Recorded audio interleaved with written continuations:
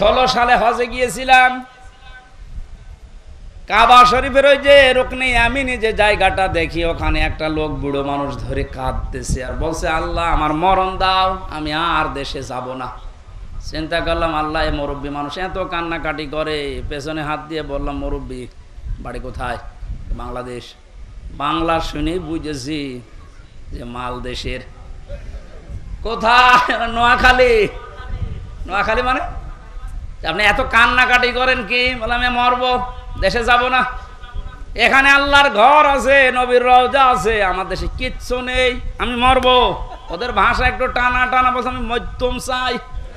ঠিক আছে, মোনাজাত শেষ করে বললাম চলেন হোটেলে। মেসফালা রোডে নিয়ে এসে হোস্টেলে নিয়ে যেয়ে বললাম, এই যে নাস্তা পানি করেন। বাইরে তাকালাম, দেখলাম ঝড় উঠেছে, চারিদিকে অন্ধকার হয়ে যাচ্ছে, ওই জ্বালানা দিয়ে দেখা যায়। বললাম, মুরব্বী আপনার দোয়া কবুল হয়ে গেছে, আপনি প্রস্তুতি নেন। কি আপনি যে কাবা শরীফ ধরে দোয়া করলেন যে আপনি মরবেন, যে ঝড় উঠেছে এখন আপনি শুধু আপনার হোস্টেল পর্যন্ত যাবেন, আমি তো ছেড়ে দেব। এই ঝড়ের ভেতরে পড়লেই আপনি মরে যাবেন। যে দোয়া করেছেন আপনার দোয়া কবুল হচ্ছে। আমার বলছে, হুজুর এ দোয়া তো আমি এবছরের জন্য করিনি। ঘর দৌড়ি কি চিটার, যে আগামী বছর যদি আসি তখন।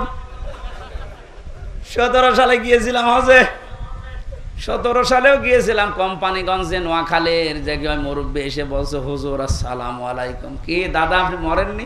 না, আমি আর হজেও যাইনি, আমি আর মরিনি। তার মানে ওর মুখের কথা আর মনের কথা এক ছিল। মুখে ছিল কি আর বলছে কি, মনে আছে কি? কাবা ঘর ধরে যদি সিটারি মানুষ করে, এজন্য যতদিন পর্যন্ত আমাদের এই 7টা কথা মুখের সাথে মনের কথার মিল না হবে, আমি বললাম না সাহাবা একরাম কবুল হওয়ার পেছনে কারণেই ওনাদের মুখের কথার সাথে মনের কথার মিল ছিল। আর আমাদের মিল নেই, এজন্য আজ আমরা কবুল হতে পারছি না। আসল নেক কাজ ঈমান আনতে হবে কার উপরে?